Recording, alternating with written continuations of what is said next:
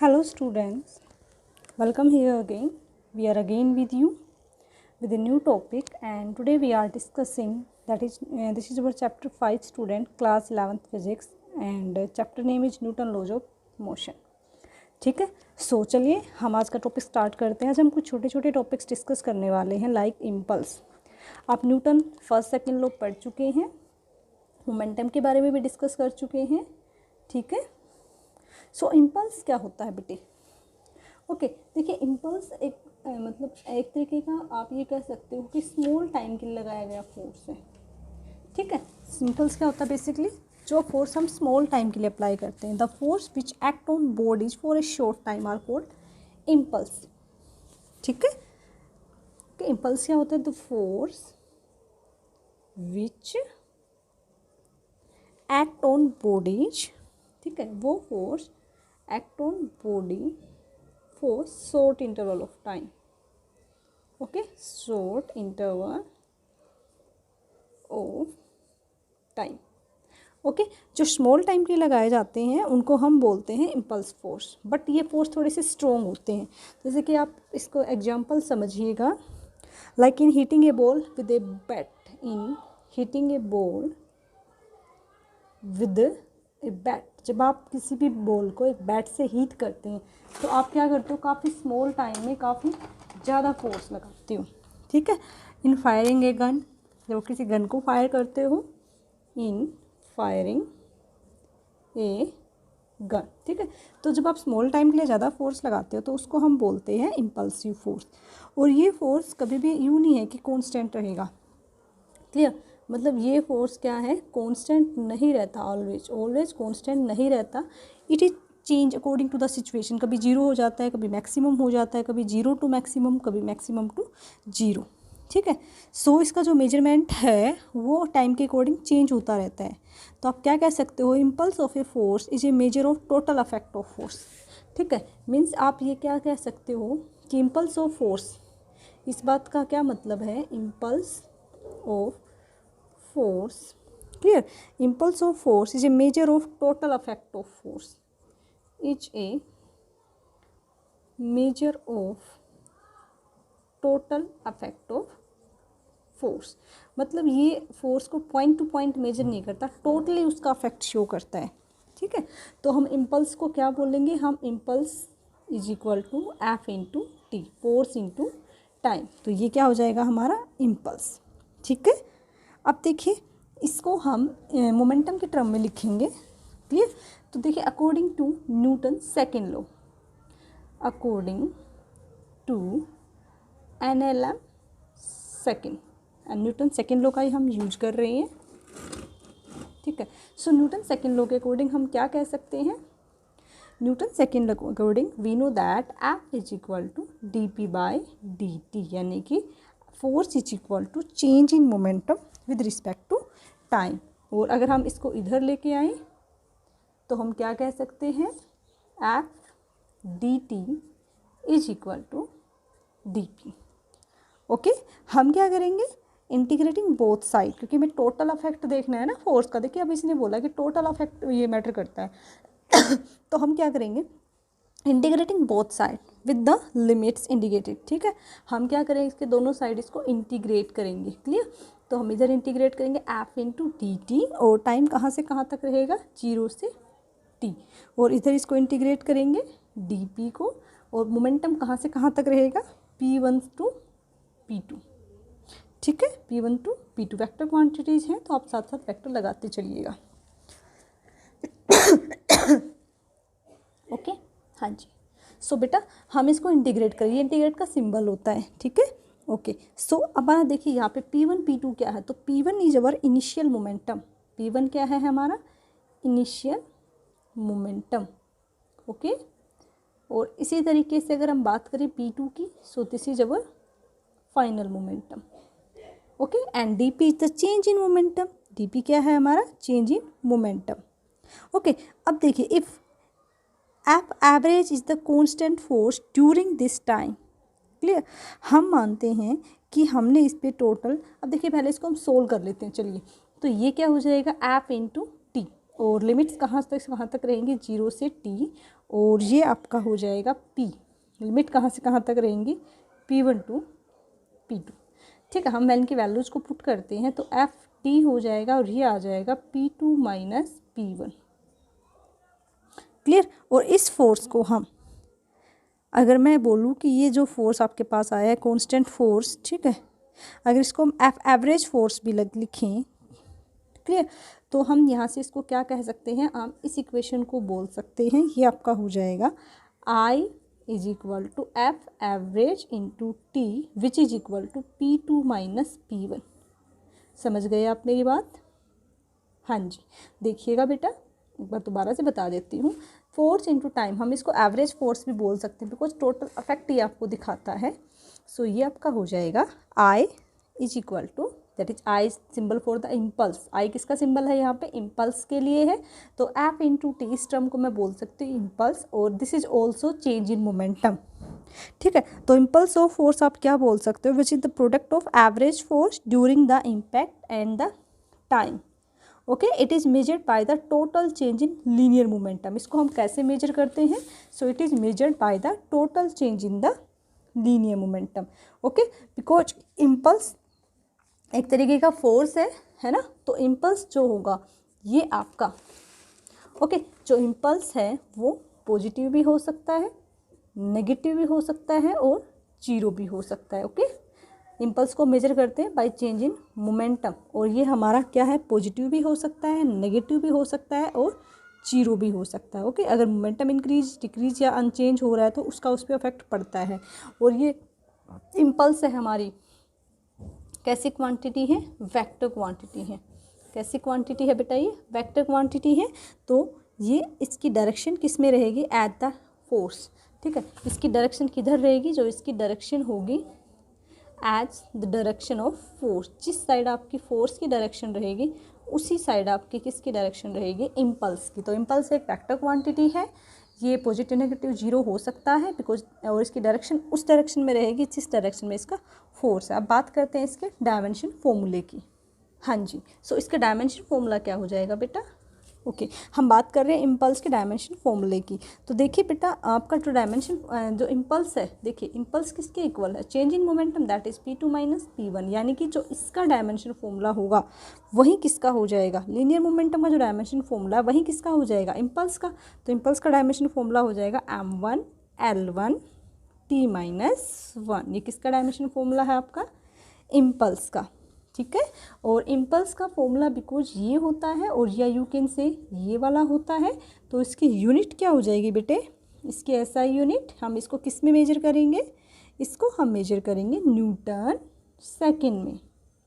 Okay, because F Newton T second में होता है। ओके, और एंड आप इसको किस में अगर टाइम मोमेंटम के अकॉर्डिंग बात करेंगे तो ये हो जाएगा किलोग्राम मीटर पर सेकंड। तो दोनों ही इसकी यूनिट हैं। और इसकी अगर सीजीएस यूनिट की बात करेंगे हम, ओके, तो वो क्या हो जाएगा, डाइन सेकंड। ओके, और अगर इसमें बात करते हैं तो ग्राम सेंटीमीटर पर सेकंड। क्लियर, ये इसकी एसआई यूनिट है न्यूटन सेकंड, और मोमेंटम की टर्म में है किलोग्राम मीटर पर सेकंड, और ये इसकी सीजीएस यूनिट है। अब देखिए, अगर हम एक ग्राफ प्लॉट करते हैं between average force and the time, ये काफ़ी बार क्वेश्चन पूछा जाता है। अब हम क्या करते हैं, ग्राफ, ये काफ़ी इंपॉर्टेंट है, क्वेश्चंस आते हैं इसके ऊपर। देखिए, graph between F and T. Clear, हम क्या करते हैं, ग्राफ ड्रॉ करते हैं बिटवीन एफ एंड टी, और एफ कौन से वाला लेना है आपको, एवरेज वाला लेना है। ओके, हाँ जी, सो देखिए, हम आपको पता है हम इधर इंडिपेंडेंट वेरिएबल लेते हैं, तो time is independent for our, तो ये टाइम के लिए हो जाएगा, और ये वाली लाइन हमारी फोर्स के लिए हो जाएगी। Okay, that is FAVG। हाँ जी, सो देखिए बेटा, हम क्या कह रहे हैं कि हमारे पास, अब हमने सपोज करा कि किसी टाइम पे किसी बॉडी पे इतना फोर्स लग रहा है, किसी पे इतना लग रहा है, ये हमने माना F2 फोर्स, ये हमने माना F1 फोर्स।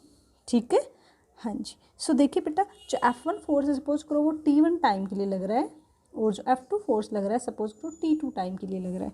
तो देखिए बेटा, जो इस कर्व के अंडर जो एरिया होगा, देखिए मेन पॉइंट यहाँ पे है, ये है area under this curve, area under this curve, जो इस कर्व के अंदर जो एरिया आएगा वो, ठीक है, वो हमें क्या देगा, value of impulse. Okay, area under the curve and the time axis, ठीक है, एंड टाइम एक्सिज, वो हमें क्या देंगे, वो हमें देंगे इम्पल्स, वैल्यू ऑफ इम्पल्स। ये हमारे यहाँ पे मेन चीज़ थी।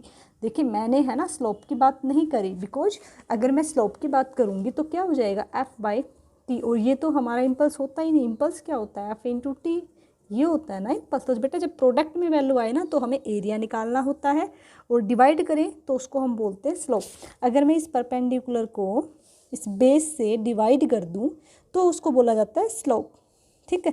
अगर मैं इन दोनों को मल्टीप्लाई करूंगी तब हमें यहाँ पे जो क्वांटिटी मिलेगी, यानी कि जो ये एरिया हमें मिला ये वाला, ये हमारा किसको शो करेगा, इम्पल्स को। तो क्वेश्चन ये पूछा जाता है, tell me the quantity which is shown या which is we can get from the area of the force time graph. तो वो क्या हो जाएगा आपका इम्पल्स, ठीक है। सो अगर अब अच्छा एक क्वेश्चन और पूछती हूँ मैं आपसे, अगर मान ली ये जो एरिया है दोनों का इक्वल हो जाए, if the area under the F1T1 and F2T2 is equal, तो दोनों का इम्पल्स भी क्या हो जाएगा, इक्वल हो जाएगा, ठीक है। ओके, अब बताइए आप मुझे यहाँ पे कौन सा फोर्स ज़्यादा है और कौन सा फोर्स कम है, ठीक है। तो अगर हम मान लें कि इनका एरिया इक्वल है, इफ़ एरिया इज इक्वल, हमने कंडीशन मानी है, तो हम क्या कह सकते हैं, F1T1 is equal to F2T2, यानी कि दोनों का इम्पल्स भी क्या हो जाएगा यहाँ पे इक्वल हो जाएगा। So a change in linear momentum can be produced by applying a larger force. अगर आप मोमेंटम में चेंज करना चाहते हैं, अगर आप स्मॉल टाइम के लिए ज़्यादा फोर्स अप्लाई करोगे, ठीक है, तो इसको हम इम्पल्स मोमेंटम थ्योरम बोलते हैं। क्लियर, क्या बोला जाता है उसको, इम्पल्स मोमेंटम थ्योरम, इसको ही हम बोलते हैं इम्पल्स मोमेंटम थ्योरम, ठीक है। ओके, सो अगर हम वेरिएबल, अच्छा ये तो हमने कांस्टेंट फोर्स के लिए बात करी। अब एक और पॉइंट आपको ध्यान रखना है, फॉर वेरिएबल फोर्स। देखिए वेरिएबल फोर्स का मतलब है अगर फोर्स हम कंटिन्यू चेंज कर रहे हैं तो हमारा इम्पल्स हो जाएगा, तो हमारा इम्पल्स हो जाएगा T1 से T2 F into D T, ठीक है, यानी कि एरिया ऑफ जो भी हमारे पास फिगर अवेलेबल होगा, कोई भी any figure of any figure, that is you can say ABCD, जो भी आपके पास फिगर अवेलेबल होगा, ठीक है। जैसे कि मैं अगर यहाँ पे एक फिगर ड्रॉ कर दूँ, सपोज ये वाला मैंने फिगर ड्रॉ किया, ठीक है, तो जो एरिया होगा, ठीक है, उसी को हम क्या बोलेंगे, उसी को हम बोलेंगे ABCA, दैट इज सपोज करो ABCA। तो ये जो एरिया होगा ये हमारा वेरिएबल फोर्स के लिए क्या हो जाएगा, इम्पल्स हो जाएगा, ठीक है। तो example of impulse like hitting, kicking, examples of impulse like आप कह सकते हो जो हिटिंग होता है वो भी एक इम्पल्स है, क्योंकि हिटिंग में आप किसी को हिट करते हो तो नहीं थोड़ा ना सोचोगे, आप क्या करते हो कम टाइम में, अगर मुझे मान लो इसी पेपर को हिट करना है तो मैं कम टाइम में क्या करूँगी, इसको हिट करूँगी, ऐसे कम टाइम में ज़्यादा फोर्स लगाऊंगी, तो हिटिंग हो गया। जब आप फुटबॉल खेलते हो, बॉल को किक करते हो, है ना, hitting, kicking, okay, driving, catching, जो इस तरह के एग्जाम्पल्स हैं ना बेटा आपके, वो सारे इम्पल्स के एग्जाम्पल हैं, कोलाइडिंग, ठीक है। इस टाइम पे हम क्या करते हैं, इम्पल्स को यूज करते हैं। Clear, okay. So if the time contact increase, तो फोर्स क्या हो जाएगा हमारा, डिक्रीज हो जाएगा, ठीक है। हिटिंग, किकिंग जो एग्जाम्पल्स हैं एक बॉल, तो चाहे टाइम हम क्या करते हैं उस टाइम पे टाइम कॉन्टैक्ट को तो कम करने की कोशिश करते हैं, ठीक है, और फोर्स को ज़्यादा लगाते हैं, ठीक है। तो इम्पल्सिव फोर्स भी बेसिकली क्या एक तरीके का फोर्स है, ठीक है। बस फ़र्क इतना है कि ये लार्ज है और शॉर्ट इंटरवल ऑफ टाइम के लिए काम करता है। बेसिकली ये भी क्या है, इम्पल्स भी एक फोर्स है, बट ये क्या होता है, लार्ज अमाउंट में लगाया जाता है और कम टाइम के लिए लगाया जाता है, ठीक है। क्या होता है, ये लार्ज अमाउंट में लगाया जाता है और कम टाइम के लिए लगाया जाता है। तो चलिए बेटा एक काम करते हैं, हम इस पर बेस्ट एक न्यूमेरिकल कर लेते हैं, ठीक है। हाँ जी, चलिए करते हैं। हाँ जी, देखिए क्वेश्चन क्या कह रहा है, if duration of contact between the ball and the bat, if duration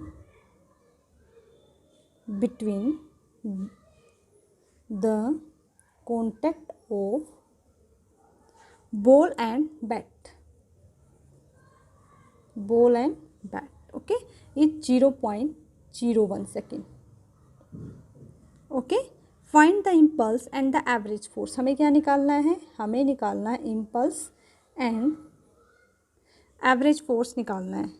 clear, exerted on the ball, किस पे लगा हुआ, एक्जर्टेड ऑन बॉल, और कौन लगाएगा, बाय बैट लगाएगा, बैट ही तो बॉल पे लगाएगा फोर्स। तो चलिए निकालते हैं।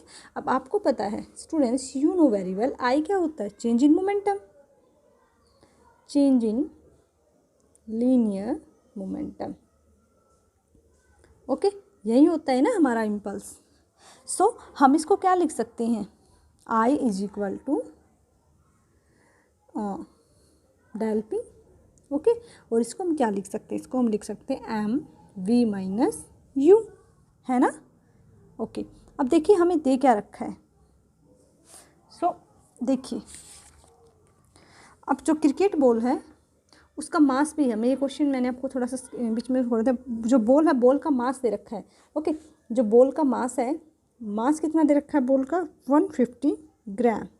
ठीक है, बॉल का मास दे रखा है 150 ग्राम, और जो बॉल है मूव कर रही है विद वेलोसिटी, बॉल की देखिए बॉल का मास दे रखा है आपको, यानी कि एम भी हमें दे रखा है 150 ग्राम, और आपको बेटा बॉल की वेलोसिटी भी दे रखी है, वेलोसिटी ऑफ बॉल कितना दे रखा है बेटा, 12 मीटर पर सेकेंड। क्लियर। और जब वो बैट को हीट करती है तो बॉल इज टर्न बैक, जो वापस आती है, जब बॉल क्या करती है, टर्न बैक वापस आएगी, वो वेलोसिटी कितनी है उसकी, वो है 20 मीटर पर सेकेंड। तो ये कंडीशंस, ये इक्वेशन हमें दे रखी हैं बेटा। क्लियर। तो हम यहाँ पे देखिए अब क्या करेंगे, आप बताइए, इसमें हम यहाँ पे वैल्यूज पुट कर देंगे। एम कितना है 150 इंटू, अब देखिए जाने की वेलोसिटी क्या है हमारी। ओके, देखिए बॉल 12 से गई है, यानी कि इनिशियल हो गया, ये क्या हो गई हमारी इनिशियल वेलोसिटी हो गई ना, दैट इज इनिशियल वेलोसिटी, और ये क्या है फाइनल वेलोसिटी। क्लियर। हमें क्या करना, v माइनस यू, यानी कि हम क्या कह सकते हैं बेटा, हम ये कह सकते हैं this is our v and this is our u, तो v माइनस यू। तो देखिए v कितना है आपके पास बेटे, ओके, सो v हमारे पास है 20, और माइनस, जब बॉल जा रही है और वापस आ रही है तो डायरेक्शन दोनों के अपोजिट हो गई ना, एक बार ऐसे गए और एक बार ऐसे आए, तो डायरेक्शन दोनों की क्या हो गई, अपोजिट हो गई, तो यहाँ पे क्या हो जाएगा -12। क्लियर। और जब आप इसको सोल्व करोगे इस टर्म को, चलिए यहाँ उठा के ले गए आते हैं ताकि अच्छे से सोल्व हो जाए, तो ये हो जाएगा 150 इंटू, देखिए 20 + 12, सो ये आपका हो जाएगा 150 into, and this become 32, I think, yes 32। चलिए दोनों को मल्टीप्लाई करते हैं, and after multiplying we are getting, अच्छा एक बात और सुनिएगा आप पे, जैसे हमने यहाँ पे ना 150 ग्राम में करा है, तो चलिए इसको हम जब सोल्व करते हैं तो इसमें, क्योंकि हमें क्या करना है, ये जो हमें रिजल्ट मिल रहा है ये हमें ग्राम में मिल रहा है, बट हमें तो किलोग्राम में चाहिए ना, है ना। तो हम क्या करेंगे, इसको किलोग्राम में चेंज करने के लिए 150 इंटू 10⁻³ इंटू 32, ताकि किलोग्राम में चेंज कर दिया हमने इस टर्म को। हम हमेशा ही किलोग्राम में चेंज करते हैं, जितने भी क्वेश्चंस करे हैं हमने, बिकॉज आपका मोमेंटम तो किलोग्राम मीटर पर सेकेंड में लेना पड़ता है। तो ये हो जाएगा 150 इंटू 32 बाई 1 2 3, इसकी 3 जीरो नीचे आ जाएंगे, 0 से 0 कैंसिल आउट हो जाएगा, ठीक है। और इनको मल्टीप्लाई कीजिए, 15 2 जा 30, 15 3 जा 45, तो उसमें 3 ऐड करेंगे तो 48, और अपॉन में 100, ठीक है। तो ये क्या हो जाएगा 0.48, ठीक है। एक सेकेंड, 1 2 3 है ना, 48 हो जाएगा, 4.8, ये क्या आ गया आपका न्यूटन सेकेंड, ये क्या आ गया बेटा आपका इम्पल्स आ गया है। क्लियर। अब हम निकालेंगे एवरेज, तो एवरेज क्या हो जाता है I/T, आई कितना है आपके पास 4.8, टाइम कितना है 0.01, ओके। तो इसको सोल्व करिए, सोल्व करने के बाद you are getting this is, इसका 10 नीचे आ जाएगा और इसका 100 ऊपर चला जाएगा, तो सीधा सा सॉल्यूशन है, वी आर गेटिंग 480 न्यूटन। तो this is the average force that we want to find out. काफ़ी इम्पोर्टेंट है और छोटा सा टॉपिक है, बट काफ़ी इम्पोर्टेंट है आपके लिए, न्यू भी है, बिकॉज बाकी सारी चीज़ें तो आप 9th में पढ़ के आए हो, बट जो इम्पल्स वाला है हमने आपको 9th में कराया है, बट उसके इतना डीपली नहीं बताया, बिकॉज उसका जो डीपली यूजेज है या एप्लीकेशंस है वो आपके 11th क्लास में है। तो चलिए अब हम करते हैं इसकी एप्लीकेशन, तो चलिए इसकी एप्लीकेशन करते हैं बेटे हम, एप्लीकेशन ऑफ इम्पल्स, ठीक है। सो इसके एक्सप्लेनेशन मैं आपको साथ साथ बताते रहूँगी, बट मेनली जो पेपर में पूछा जाता है आपको सिंपल इम्पल्स के बारे में पूछा जाएगा, और इसके एप्लीकेशंस आप 3 या 4 कम से कम याद कर लीजिएगा। तो आपने देखा होगा cricket player lower his hand while catching a cricket ball, okay, first application क्या है, क्रिकेट, ये आपने 9th में भी अच्छे से पढ़ा है, मैं फिर से आपको एक्सप्लेन करूँगी। Player lower his hand while catching a cricket ball, catching a cricket ball। Okay, so देखिए ये क्या बोल रहा है कि आपका जो मान लो ये कोई क्रिकेटर है, इसके पास कोई बॉल आ रही है, ये इसकी हैंड है, क्लियर। देखिए जब ये बॉल इसके आ रही है तो इस बॉल को है ना ये ऐसे भी पकड़ सकता था डायरेक्ट, बट इसने है ना अपने हैंड्स को क्या करा, नीचे किया, और जब ये बॉल यहाँ आ गई ना तब पकड़ा। तो देखिए इसके पीछे रीजन क्या है, जब हम भी जब मतलब खेलते हैं तो अपने हाथों को नीचे करते हैं धीरे धीरे, देन हम बॉल को पकड़ते हैं। इसके पीछे रीजन ये होता है बेटा, देखिए आई होता है एफ इंटू टी। तो बेसिकली ये फोर्स, हम ये भी कह सकते हैं force is the change in momentum, है ना। तो ये प्लेयर ऐसा क्यों कर रहा है, बेसिकली प्लेयर क्या कर रहा है, टाइम को इंक्रीज करने की कोशिश कर रहा है, बिकॉज आपको पता है F is D P by D T. अगर हम टाइम को बढ़ा देंगे तो फोर्स क्या हो जाएगा हमारा, कम हो जाएगा। तो जब वो अपने हैंड को धीरे धीरे धीरे धीरे नीचे डाउन करता है तो उससे क्या हो जाता है, उससे बेटा देखिए जब हम धीरे धीरे उसको नीचे डाउन लेके जाएँ तो हम फोर्स को कम कर रहे हैं, और अगर हम फोर्स को कम कर रहे हैं इट मीन्स हमारे हाथ पे कम से कम चोट लगेगी, इससे हमारे हाथ पे कम से कम चोट लगेगी, मतलब हमारे हाथ पे कम से कम फोर्स लगेगा। अगर फोर्स कम लगेगा तो हमारे हाथ इंजर्ड नहीं होंगे, ठीक है। तो आप यहाँ से क्लियरली देख पा रहे हो कि force depend not only the change in momentum but it also depend how fast change in brought about. हाँ जी, चेंज इन मोमेंटम पे ही डिपेंड नहीं करता, इस बात पे भी डिपेंड करता है फोर्स कि मोमेंटम में कितना फास्टली चेंज आ रहा है, ठीक है। सो यहाँ पे बेसिकली क्या कर रहा है, टाइम को इंक्रीज करने की कोशिश कर रहा है ताकि फोर्स कम हो जाए और उसके हाथ इंजर्ड ना हो। इसके बाद हम बात करते हैं सेकंड एप्लीकेशन की। So when a person falls from a certain height on a cemented floor what happen then, clear. When a person falls from a certain height on a cemented floor, from a certain height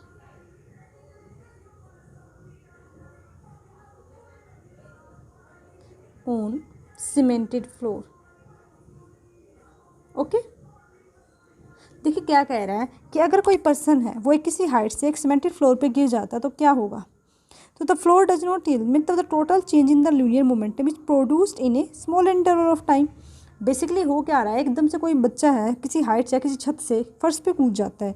तो देखिए simple सी बात है कि अगर कोई बच्चा है एक हाइट से और वो यहाँ इस फर्श पे आके गिर जाएगा, इस पे आके गिर जाए, तो उसने क्या किया है, वो एकदम से उसने क्या करा है, फोर्स ज़्यादा अप्लाई करा है, तो चेंज इन मोमेंटम ज़्यादा हुआ है, ठीक है। तो एफ क्या होता है, change in momentum upon time, यानी कि उसने फोर्स ज़्यादा लिया तो टाइम कम लिया। तो अंडरस्टूड सी बात है कि अगर वो इस फर्श पे आके गिरेगा तो वो इंजर्ड होगा, उसको क्या हो जाएगी, चोट लगेगी। अच्छा चलिए अब हम बोलते हैं, मान लो हमने इसकी जगह एक हीप ऑफ सैंड ले लिया होता,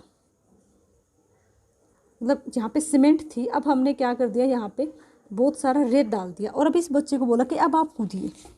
तो देखिए जब हमने यहाँ पे क्या करा कि द पर्सन फॉलो ने हीप ऑफ सैंड, जब वो हीप ऑफ सैंड पे गिरेगा तो the same change in the linear momentum, देखिए लीनियर मोमेंटम में तो चेंज होगा बट अब क्या हो जाएगा, टाइम लार्जर हो जाएगा। अब क्या हो जाएगा, टाइम लार्जर हो जाएगा, फोर्स डिक्रीज हो जाएगा।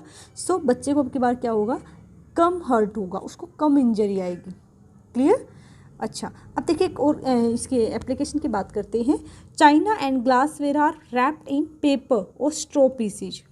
देखिए जो हमारे चाइना जो कप होते हैं, चाय वाले कप होते हैं या कोई ग्लासवेयर होता है, कांच के ग्लास वगैरह होते हैं, उनको हम क्या करते हैं, रैप करके रखते हैं पेपर और स्ट्रॉ पीस में, आर रैप्ड इन पेपर, या तो पेपर लपेटते हैं उसके ऊपर या आप क्या करते हो उस पर स्ट्रॉ पीसीज के अंदर रखते हो उसको।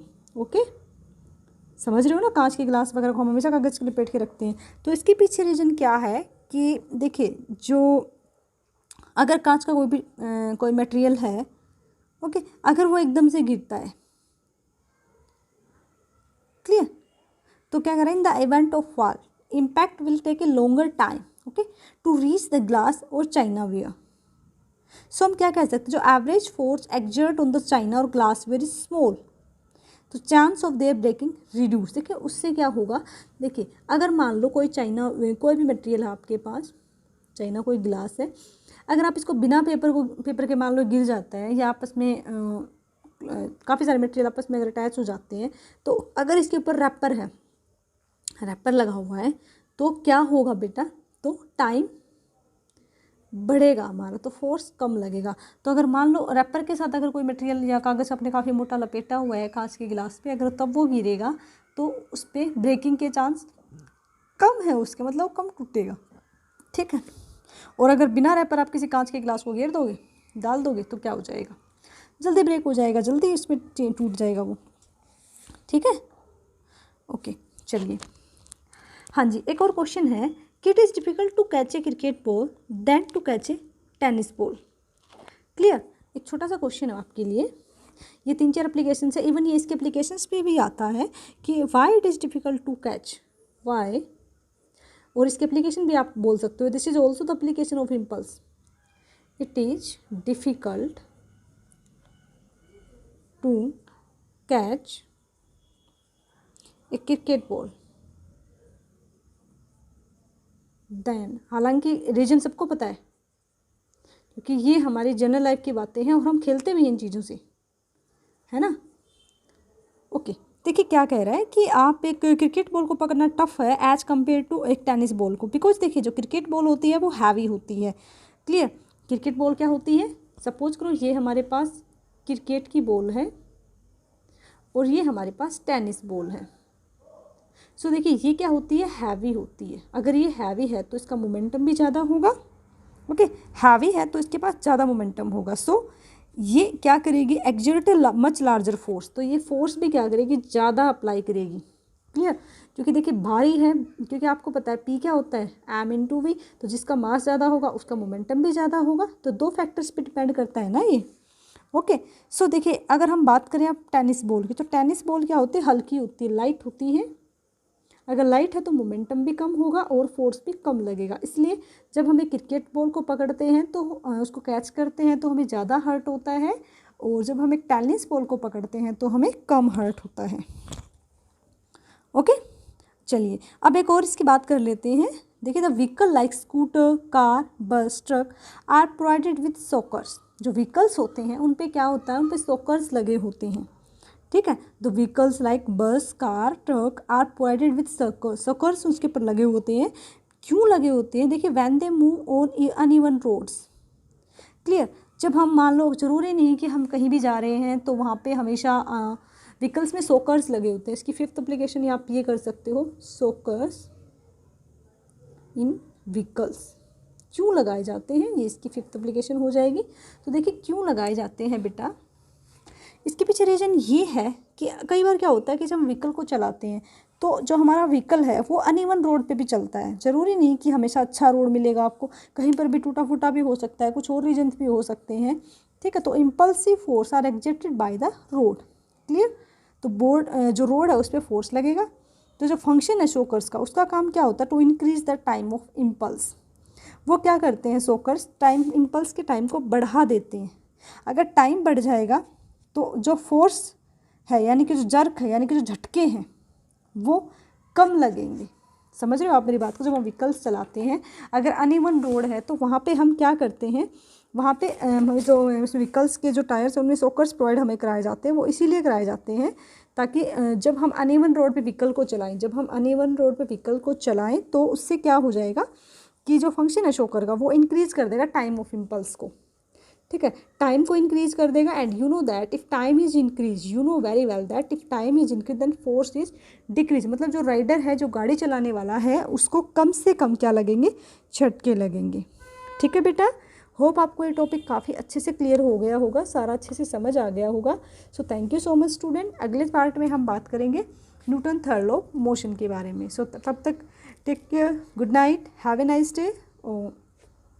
सॉरी अब तो नाइट हो रखी है। ओके चलिए फिर हम नेक्स्ट पार्ट में मिलते हैं। Thank you so much students.